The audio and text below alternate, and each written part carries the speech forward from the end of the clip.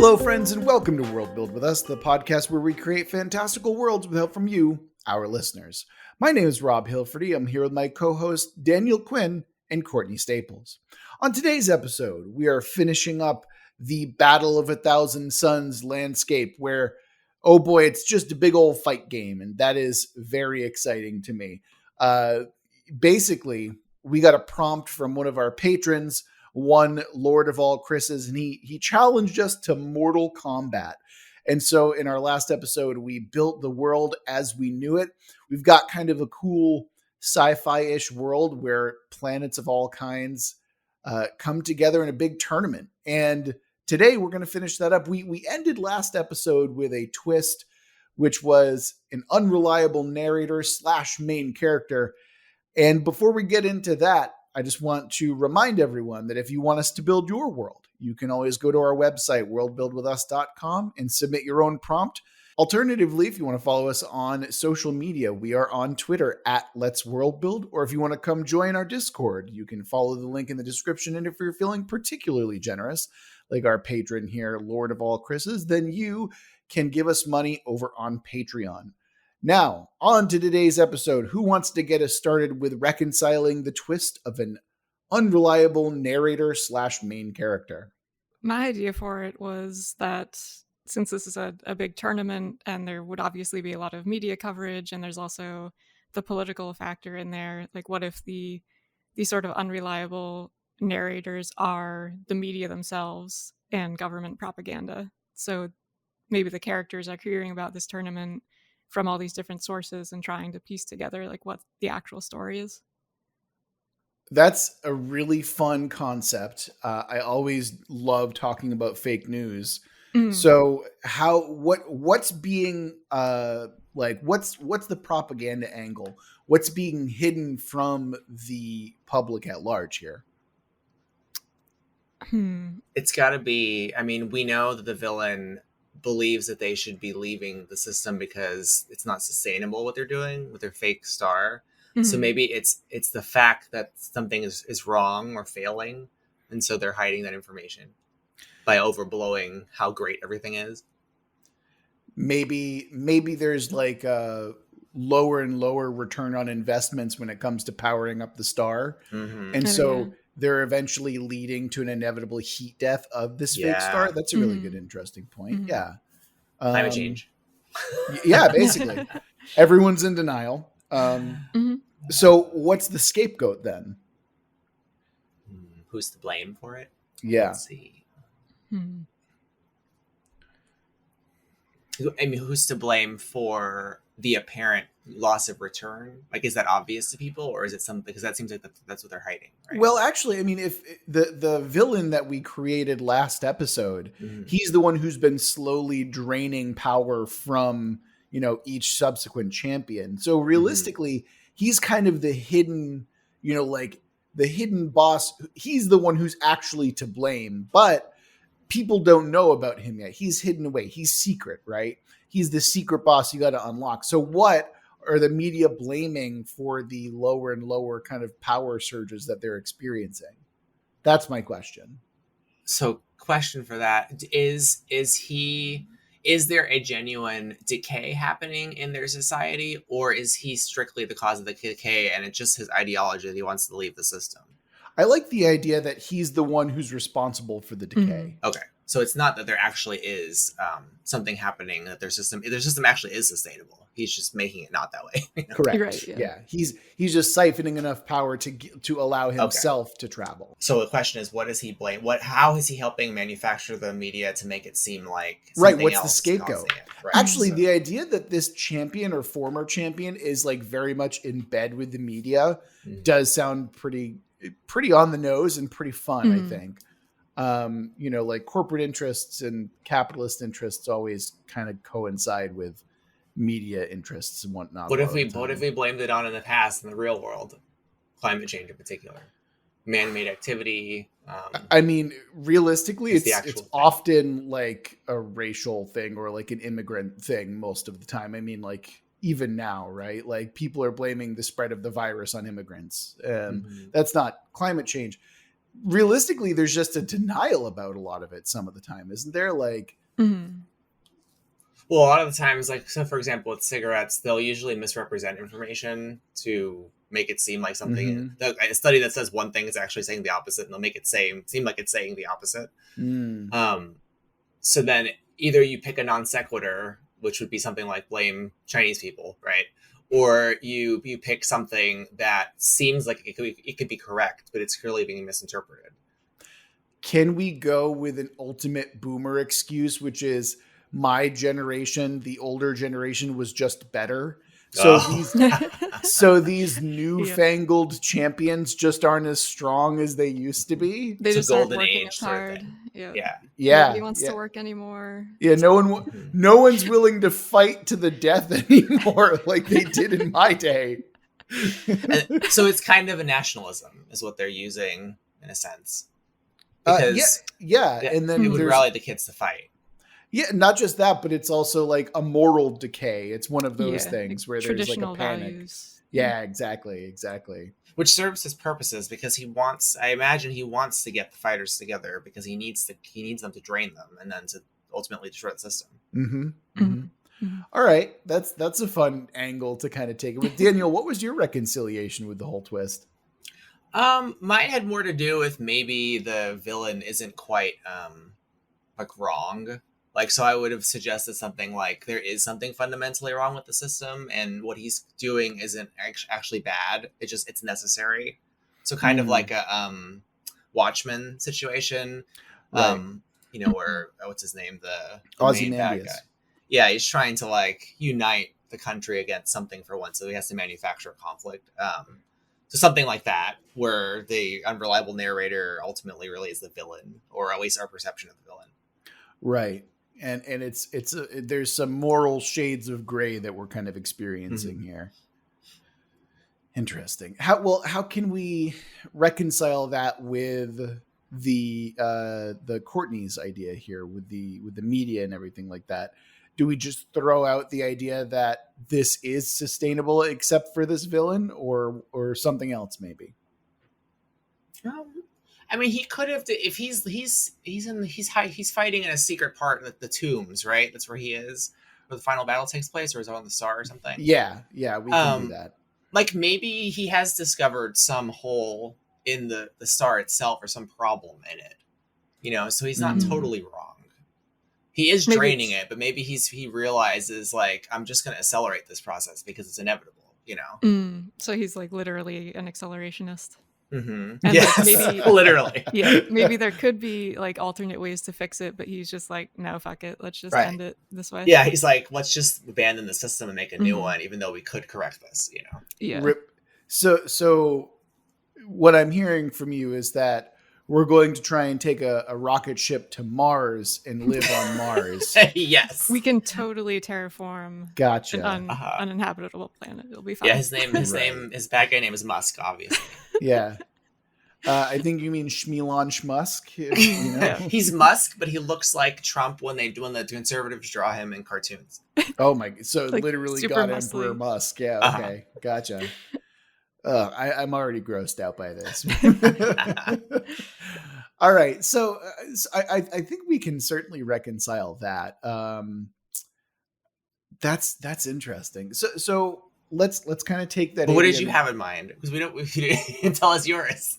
Yeah. See, that's the problem is that Courtney's idea like completely makes me want to just get rid of mine, which actually mine was basically along your lines, Daniel, which is the bad guy is not actually the bad guy. Right.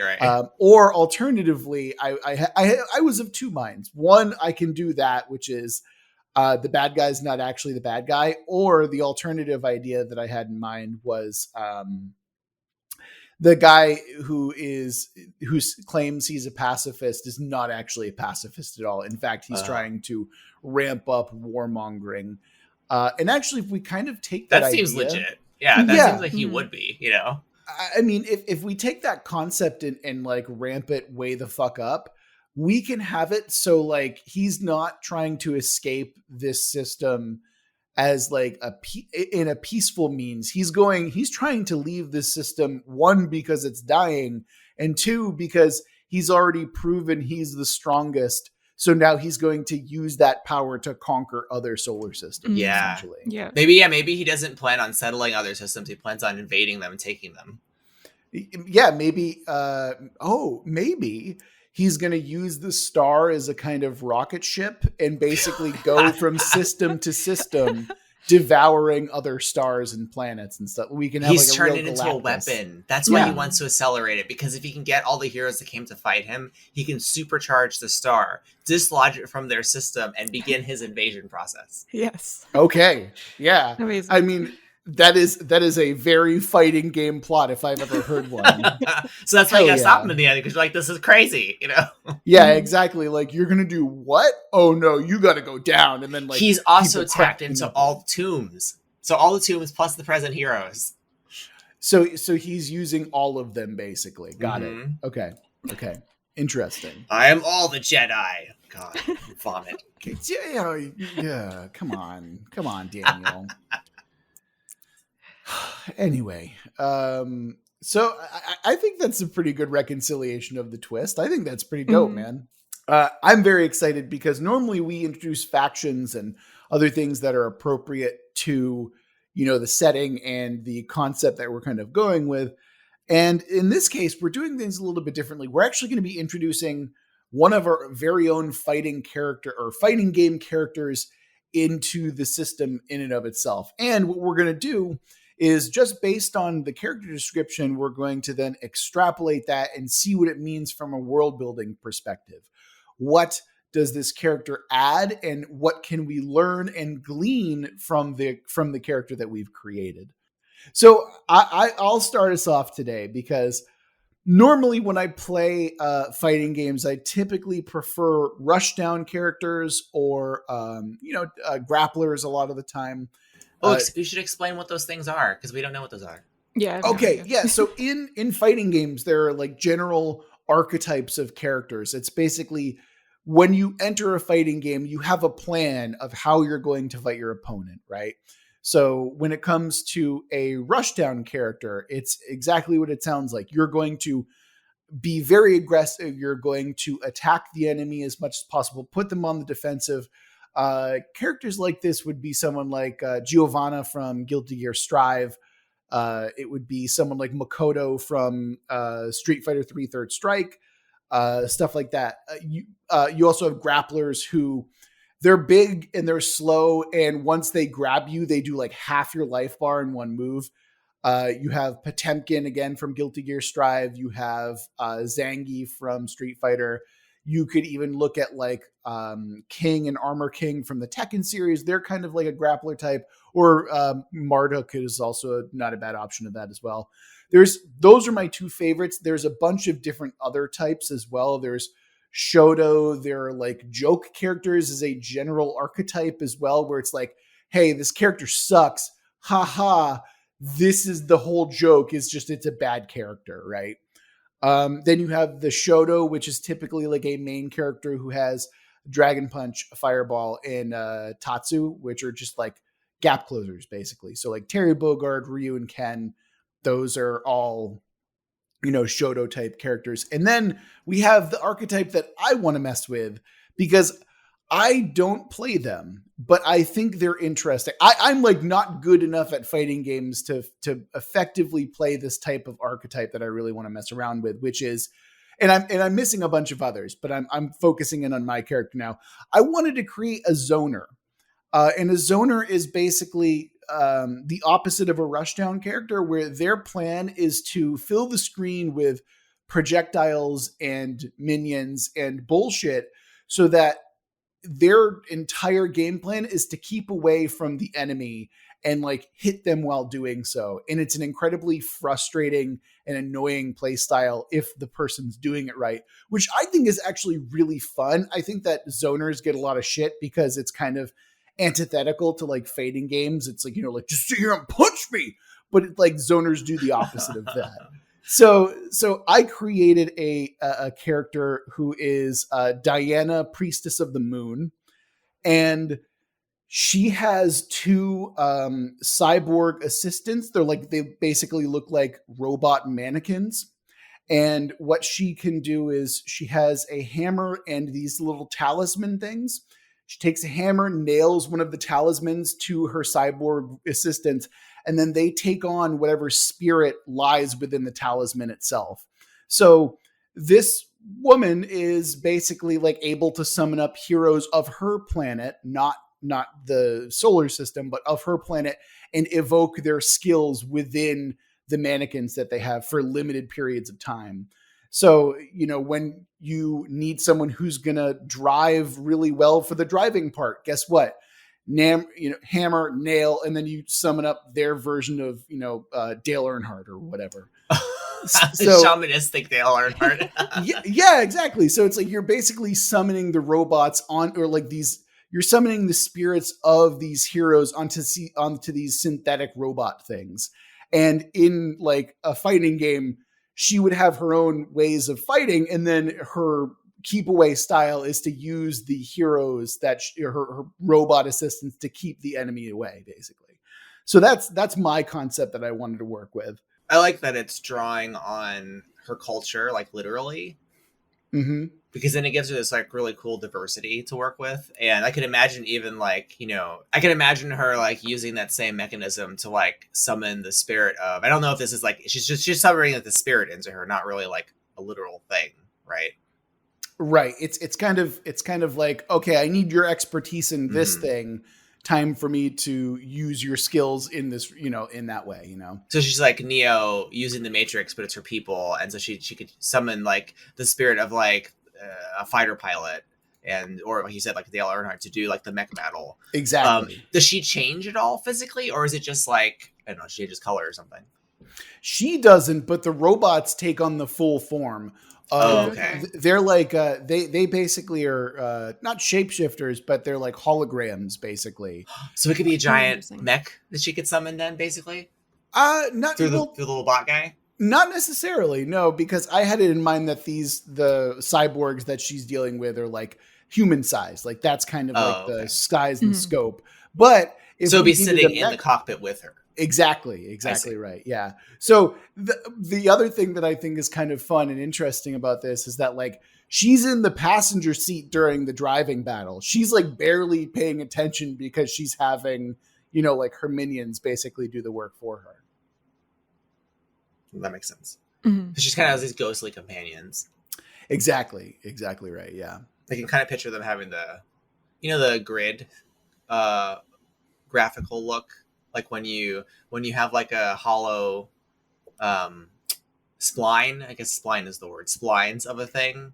So they look like they're, you know what I mean? Like the spline grid when you're drawing a holographic object. What's that?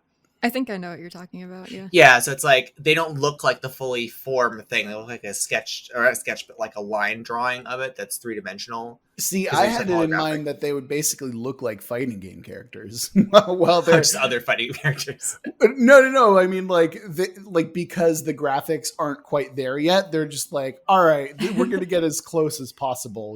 Like it's not a perfect representation, but it's also not Uncanny Valley, where it's like these projections are like hyper stylized versions of the people who they once were. It's kind of like, that our logo has like the world that's half built. And it's like splines. Yeah. That's what I was picturing, like the Star Trek hologram grid. Oh, maybe as they take damage, they like kind of start to lose it a little bit. Oh, that would be neat. More sketchy. And it's also an indicator of like, okay, you need to switch out, like time to move over, Mm-hmm. So, and the thing that I wanted to kind of explore or like imply with her and her faction and everything like that is the idea that there is a blend of magic and technology happening, and that is normal. And because she's a priestess, there is also like some religious aspect to it as well. Mm-hmm. So in my mind, I have, and obviously spirits of the dead, like all of those things kind of blend together in this kind of what I think is interesting, like way where I'm summoning robots and spirits of the dead, magic and technology working together. Because if I'm working in a science fiction setting, I mean, I want to be able to make sure that we get a little bit of everything, Mm-hmm. So Daniel, why don't you go ahead and tell us about your character? What have you come up with. I'm very curious about these because I think Daniel has probably played the least amount of fighting games among all of us. Yeah, I think I've only ever played some Street Fighter, like the second one and the one on PlayStation 3, I think. I think your thing is Street Fighter 4. Yeah. And then Mortal Kombat, and this was on like whatever it originally came out on. Clay Fighter. Yeah. Oh my God, Clay Fighter. Yeah. Jeez. And then there's this one that has like it's 3D, and it's got like some glacier guy. I hated that one. Are you talking about Killer Instinct? Yeah. Maybe? That's it. Oh, you didn't like that one? That was the one I played like the most as a kid. Oh, you like that one? I mean, Killer I liked Instinct it when I was like 10. I haven't played the new Killer Instinct, but I have listened to the soundtrack a lot because the soundtrack is fucking amazing. It's Mick Gordon who does like basically all of the great modern soundtracks. He's done the Killer Instinct soundtrack. He also did Doom and Doom Eternal soundtracks. And as the internet and memes will tell you, like, yeah, that music is really fucking good. Oh, and my favorite has got to be the Marvel one, like the one you can find in the arcade with Onslaught. Is that Marvel versus? No, is that Capcom? Yeah. I'm trying to remember because I loved all of those as well. Like the X-Men, Children of the Atom. There was Street Fighter versus X-Men, and then that evolved into. I think it's Marvel versus Capcom because there's a lot of other stuff, other characters in it that weren't Marvel. Yeah. Yeah. But anyway, yeah. So that's the extent. That's the actual extent of all the ones I played. And I didn't play them all through or anything. It's just like, at arcades or whatever. Oh yeah. So again, my question, I'm very curious. What's your character look like, Daniel? So my character's name is Starbuck, which is a little toss over to Battlestar. And I'm picturing so the character is actually two characters merged into one. And so they have this kind of indiscriminate gender, like in terms of their appearance.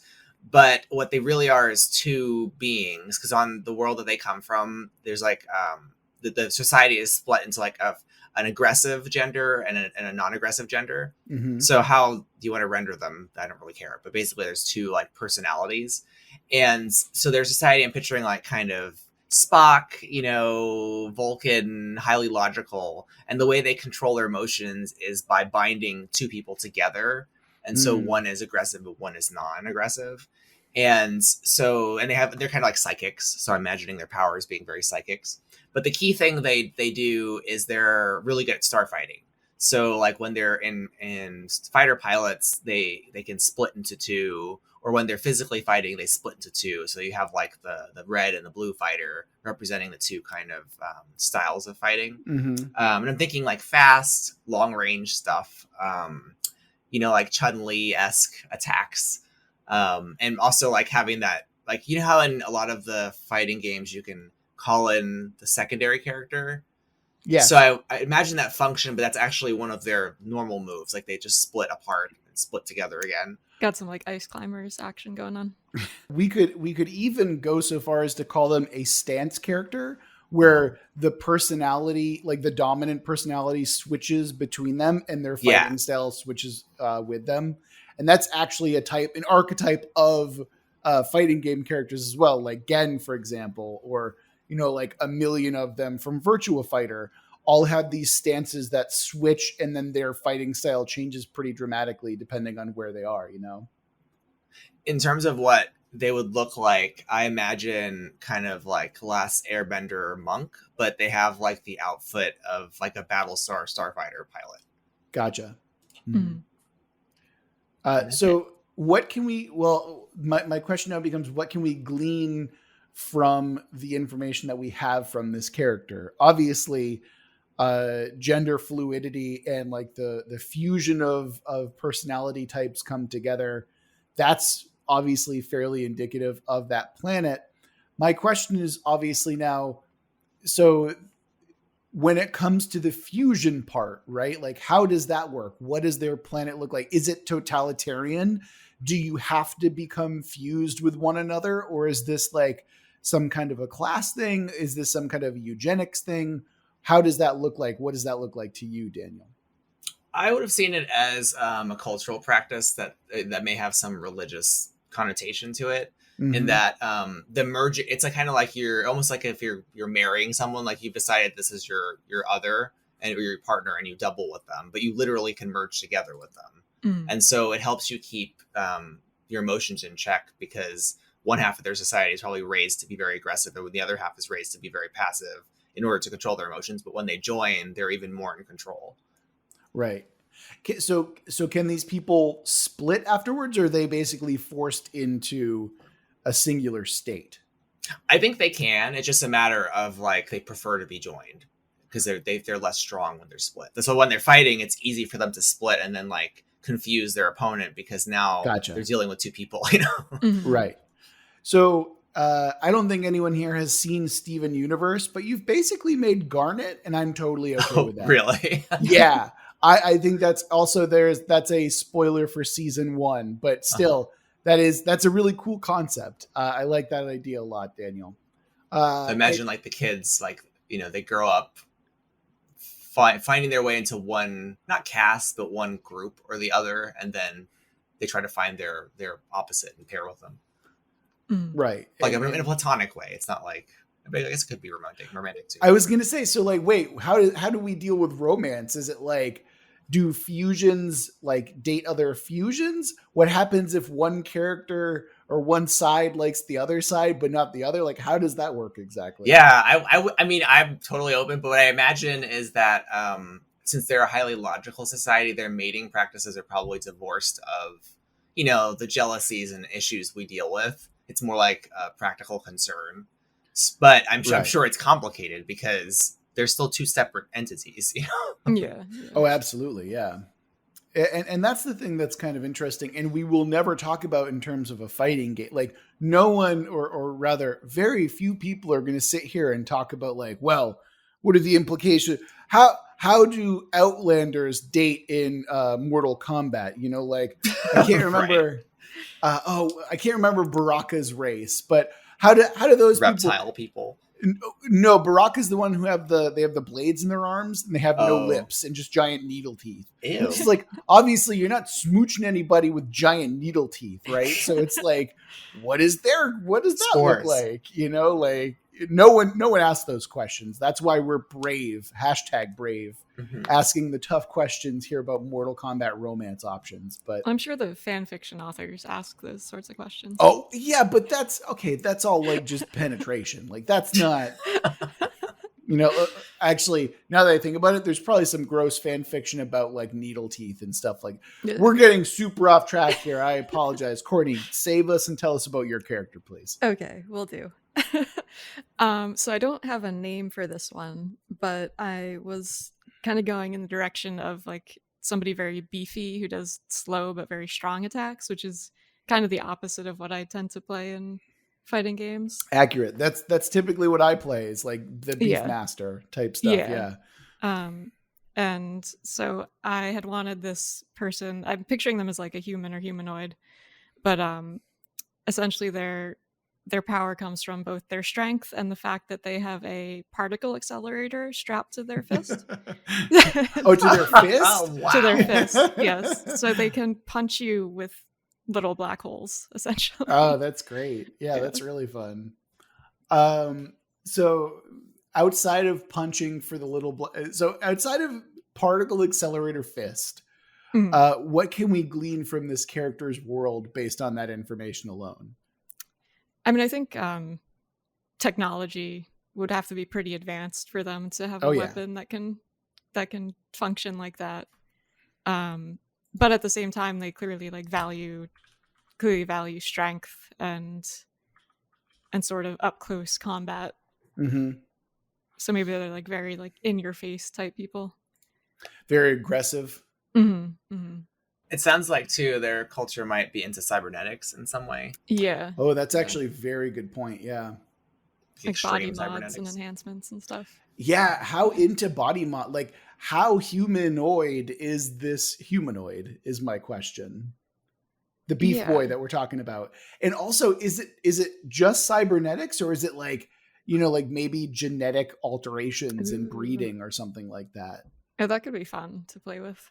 Yeah. Like bringing in even other species, or just sort of like selective breeding of this line to make them into like the best fighters possible. You know, I mean, if the fate of the prime ministry of the solar system depended on it, I would bet that some planets would be like, whatever we got, what animal is it? Sure, put it in there. Like, yeah, make them the best fighter possible. Mm-hmm. He's not going to live past this tournament, but I mean, that's all we need. Yeah, that's true. Yeah. Yeah. I like that a lot. And maybe even to like build on that, he's very like covered up, and some sort of final move has him revealing himself as this like grotesque kind of collection of creatures. Yeah, like a chimera person almost, or something like that, where it's like, oh boy, you can see all of that. They didn't even try to cover it up. Oh, nope. geez. Is their planet a trash planet? Does it have to be? I don't think it has to be. Can it be a trash planet? Can it like be a not from their recycling perspective, plan? but from ours, it's trash. Well, why do you want it to be trash? Is my question. I'm picturing like in the Thor movie, the planet has all that crap in it because it's like where all the like kind of like things are discarded. But I'm imagining they're like these hoarders collecting all this technology because they want to like embed it on themselves. Yeah. And kind of like picking and choosing from different parts to like build into these amalgamations. Yeah. And so it's not a matter of we do this because it's the best option. It's like we do this because it's the only option. And they just kind of dig it. Yeah, like that I can get behind. Like that's an interesting concept to me, where it's like, oh no, we've been given scraps. What kind of scrap golem can we create to make sure that we're not dead ass last in every single game, you know? One of his killing moves could be like he like grabs the person and rips out some part of them and then like attaches it to himself. Actually, brutal. Yeah, I mean, he could be like Rogue, you know, like basically where he like grabs onto you, drains part of your power, and like some aspect of his character kit changes as a result or something like that. Cool. That might be cool. Yeah. So we've created our factions and our characters. I think that we've come to a pretty good place. Damn, that's really fun. So normally we do like quest lines where we figure out the main storyline or the quest that, you know, like plot hooks that we try and get people into when it comes to the setting. I think that when it comes to the main quest here, it's pretty cut and dry. I think that it's a battle tournament. The quest is to win the tournament and then beat the boss and then potentially beat the main secret boss that we've come up with too, right? Do we want to muddle around with that? Or do we want to talk about potential plot hooks and quest ideas outside of the tournament but are still within the setting? Yeah, I feel like something outside but like connected to the tournament could be interesting. Yeah, because part of what we're doing here is we're not literally trying to recreate we're doing this, but we're not primarily creating the world building for a fighting game. We're using this as a springboard to tell other kinds of stories as well. Exactly. So if the main quest is this battle, like the final battle, what else is happening in this world that could be written about or played in an RPG? So I think that we can kind of go about this in multiple ways. To me, there's two really interesting angles that we can kind of mess around with. One, there's an investigative reporter angle, which is you're a group of investigative reporters who are trying to uncover the truth behind the media cover. Alternatively, there is the political intrigue angle where you are playing like kind of low to mid-level parliamentary politicians, and you're like trying your best to make sure that legislation happens and make sure that, you know, the laws that you need to go through, and you're trying to do all these like House of Cards, backroom dealings and stuff like that. And then all of that can immediately go to shit just because your fighting representative bowed out in the first round or some nonsense like that, right? I think there's a lot of interesting stuff that we can do where you're playing a character who is basically a handler to these major fighting game characters who are in the tournament? From a story perspective, like if I was writing a story or a novel or something, I really like the first one because I can picture some characters that would be, protagonists in it. Like I can picture you. Obviously, there's an investigator or reporter or whatever. But I can also picture like maybe a washed-up ex-fighter who's in her party or his party. I could picture maybe I don't know, like a trainer. I could picture like other people peripheral to the fight. Maybe some sleazy media person who gets caught up in it. Like a talk show host or something. So it's kind of like random color people who are trying to navigate through that space. Yeah. Not only that, but Daniel, you just gave me a really interesting idea for a character, which is the ex-fighter who was always second place to that year's, like that tournament year, the representative of the tournament. And he's always a bridesmaid, never a bride, that type of person. And he like lives with this kind of shame and guilt. It's like, I've never been good enough. And so he's kind of got to deal with that. And he's also got the reputation of second place. And he really cares about the fight. So that's why when the reporter's onto something and he wants to uncover what's wrong, like he's invested. Maybe that fighter was screwed over.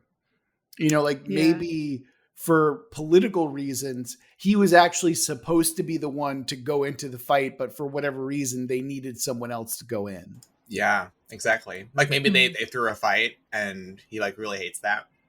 Oh yeah. Maybe that's the political angle, is that he was maybe there is something political into this, right? Where it's like, hey, we're going to have our guy go down in the third round as long as you push through this legislation, blah, blah, blah, blah, blah. Exactly. That makes sense. Yeah.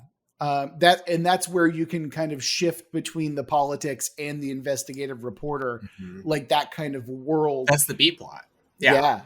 I mean, if I was running this as a game, I would even have it so it's like you could literally play both sides. It's like the campaign mode is like the politics mode. That'd be fun. Yes. Yeah. Absolutely. I mean, man, it'd be really interesting to run that as a game where it's like, or run it as two groups where one group are the politicians trying to make shady deals and the other like the investigative team trying to uncover them, Yeah. And it works in terms of a narrative structure too, if you're writing, because you have the A plot, like what's happening in the main storyline with the reporter and the action.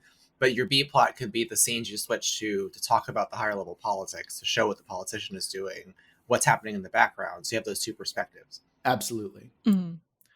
Courtney, you had a point that you were going to make. Oh, just that it opens the door for a lot of different character types. Like one that I thought of right away was like a bookie. And to tie it in with the fighter who got screwed over, maybe this bookie also got screwed over because of that throne fight. And they like lost a ton of money or lost something. Yeah. Like maybe they were promised a ton of money by offering this person to, to throw the fight. And then something happens where it's like, you never paid me. Like, you sons of bitches, you never paid me. Yeah.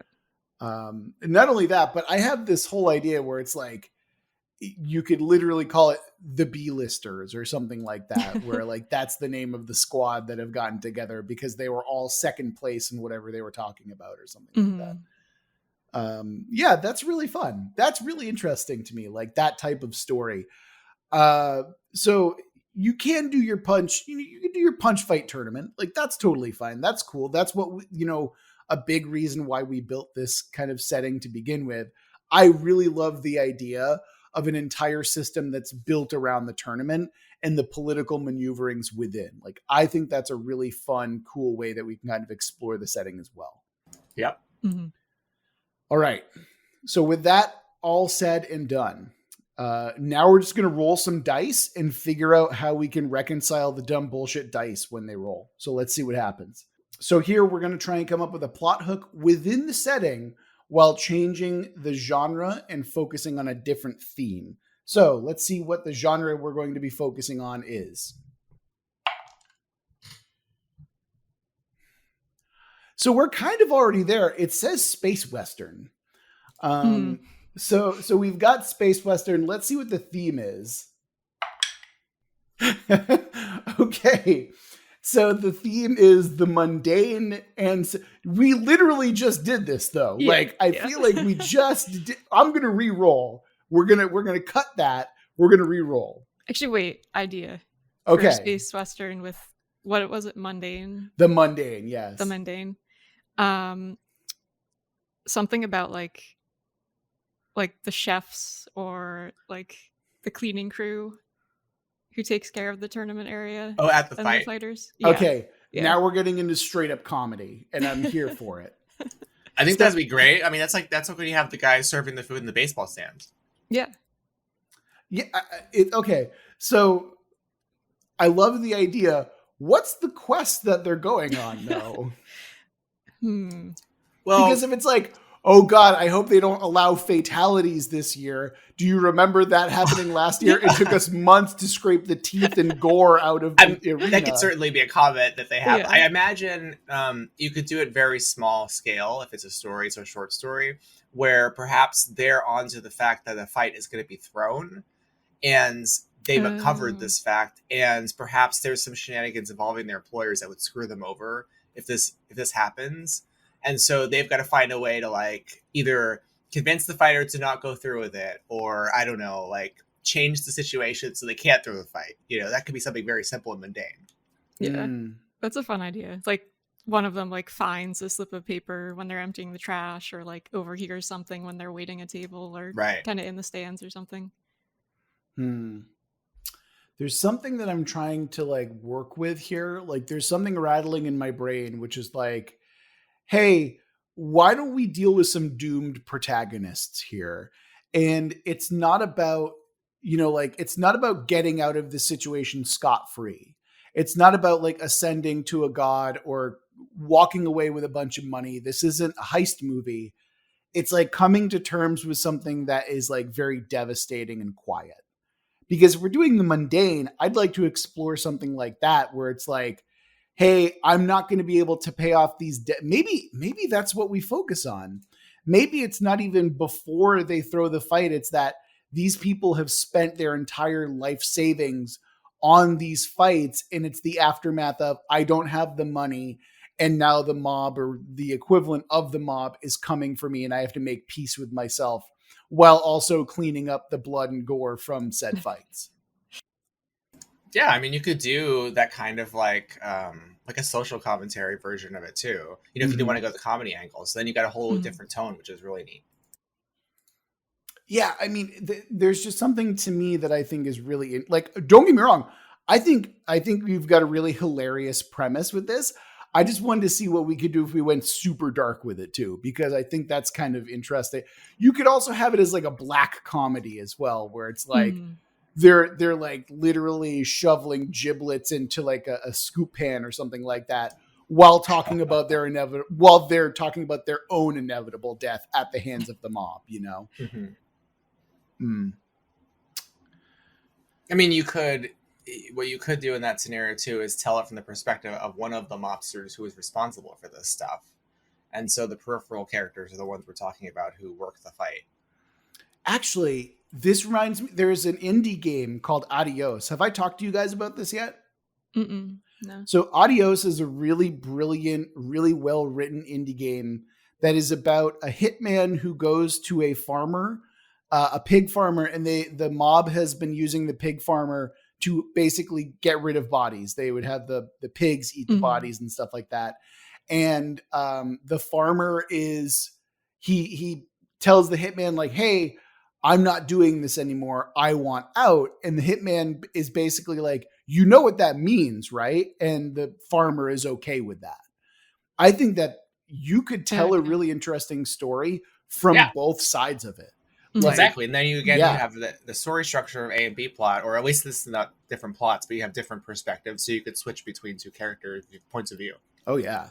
And I mean, like, I feel like there's a deep amount of like sympathy and empathy for both characters that you can kind of build up, you know, where it's like they basically spend their last X amount of hours together. And, you know, there's probably some level of, I don't know, there's a lot of interesting thoughts that we can kind of go with there. On that ambivalent note, I think we've kind of exhausted the types of stories that we can tell within our Battle for a Thousand Suns world. Mind you, I don't think that's true. We could have a ton more options considering that we have so many different planets that we can explore and different fighting game character archetypes that we can explore as well. But for now, considering that we've gone through this for almost an hour, I feel like it's time that we can close it up. Any last thoughts on Battle of a Thousand Suns before we head out? Nope. Now one of you enterprising listeners needs to make a video game based on this. Yeah, that'd be cool. Credits. Yeah, that'd be anyone who wants to make a fighting game. You have permission to give us credit for this and then use everything that we said. So that'll do it for this episode of World Build with Us. Remember that if you want us to build your world, you can always go to our website, worldbuildwithus.com, and submit a prompt, and we will build your world on air. That's how this whole thing works. If you want to follow us on social media, we are at Let's World Build on Twitter, and you can come join our Discord and talk about fighting games, among other cool things, over there whenever you feel like it. Link for that in the description. And if you're feeling particularly generous, you can always go to our Patreon and give us money. It's like a tip, just like be like, hey, you guys are cool. Here's some money. That'll do it for this episode of World Build with Us. Remember that we love you very much, and we're going to get through this together. Until next week.